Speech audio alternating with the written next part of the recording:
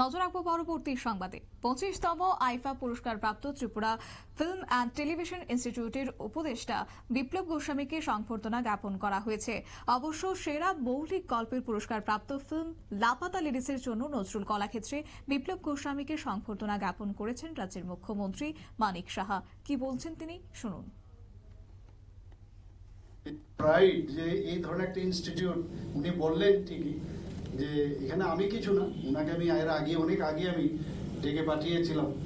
তো ওনার সাথে আমি বিস্তৃতভাবে ওনার সাথে আলোচনা করেছি কিভাবে এই ইনস্টিটিউটকে সামনের দিকে এগিয়ে নেওয়া যায়।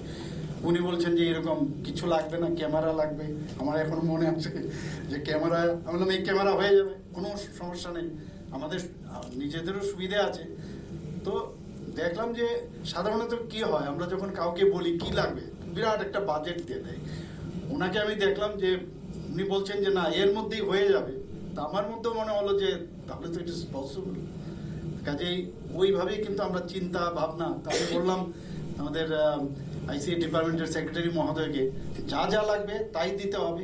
জায়গাও একটা বড় জায়গায় আমরা মোটামুটি চিহ্নিত করেছি, সেখানে হবে। এবং ওনাকে আমি বলেছি একটা বড় জায়গা আগের থেকেই নিতে হবে, এমন যেন না হয় জায়গাটা কম হচ্ছে, এটা যেন এক্সপান্ড করা যায়, এরকম একটা জায়গা। তো আই থিঙ্ক লক্ষ্মীবিল বামুটিয়ার ওখানে সেটা আমরা দেখেছি সেখানে, এবং সব কিছু ঠিকঠাক থাকলে সেখানে নিশ্চয়ই হবে। আমরা কেন অন্যান্য প্রদেশের থেকে আমরা কেন দূরে থাকবো? আমরা আগে এই যে রূপালী পর্দার কথা শুনতাম, যে মাইকে যখন রিক্সার মধ্যে বসো আজকে রূপালী পর্দায় ওই ফিল্মটা চলবে, তো রূপালী পর্দার খুঁজতাম আমরা গিয়ে গেছি সিনেমা হলের স্ক্রিনে। এখন তার রূপালীও নেই, এখন কি কি পর্দা আছে বোঝা যায় না। তো এত উন্নতি হয়েছে, এখন ডেভেলপ হয়েছে, এখন মানে যেখানে প্রযুক্তির কথা যদি আমরা বলি, তো সেই পর্দার মধ্যে আমরা কিন্তু একটা ইমোশন সবসময় থাকতো, একটা স্বপ্ন থাকতো, যে যারা এখানে অ্যাক্টিং করছে আমরা খালি তাদেরই দেখতাম, তাদের পেছনে স্ক্রিপ্ট রাইটারও থাকতে পারে আমাদের জানা ছিল না, এবং কেউ এডিটিং করবে সেটাও জানা ছিল না। দেখাতো অনেকগুলো, কিন্তু আমরা এগুলো দেখতাম না, আসলে সিনেমাটা কখন স্টার্ট হবে সে জায়গায় দেখতাম।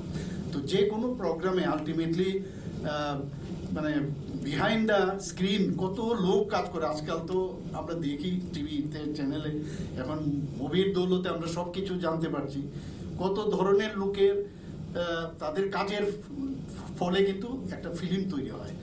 তো আমরা চাই ত্রিপুরা তো এই ধরনের হোক, এবং যেটা বিপ্লববাবু বলেছেন যে উনি স্বপ্ন দেখছেন যে ত্রিপুরাতে নর্থ ইস্টার্ন জোনের মধ্যে আসামে বোধহয় খুব সম্ভব একটু ওনারও স্টার্ট করেছেন, কিন্তু আমি যখন মুখ্যমন্ত্রীর সাথে কথা বলেছিলাম আসামের, তারাও কিন্তু সেইভাবে শুরু করেনি। উনি ঠিকই বলেছেন নর্থ ইস্টার্ন জোনের মধ্যে আমরাই কিন্তু প্রথম এই ধরনের 2022-এ, আমি নিজেও এসেছিলাম সেখানে। তো তার আমরা শুরুয়াত করি। এখন বাকি এটাকে সামনের দিকে আমরা কিভাবে এগিয়ে নিয়ে যাব সেই নিয়ে আমাদের বিস্তর আরো পরিশ্রমের দরকার। এবং আপনারা শুনলেন মুখ্যমন্ত্রী মানিক সাহার বক্তব্য। অবশ্য ত্রিপুরা রাজ্যের ছেলে বলাই গোস্বামী, এবং তিনি তার সেরা মৌলিক গল্পের জন্য পুরস্কার প্রাপ্ত হয়েছে ফিল্ম লাপাতা লেডিস, এবং তার জন্য আজকে তাকে সংবর্ধনা জ্ঞাপন করা হয়েছে আগরতলা নজরুল কলাক্ষেত্রে। এবং এই ইন্ডাস্ট্রিকে যেন আরও এগিয়ে নিয়ে যাওয়া যায় সেই নিরিখেও বার্তা রাখলেন রাজ্যের মুখ্যমন্ত্রী। নিয়ে নিয়েছে ছোট্ট একটি বিজ্ঞাপন বিরতির সঙ্গে থাকুন।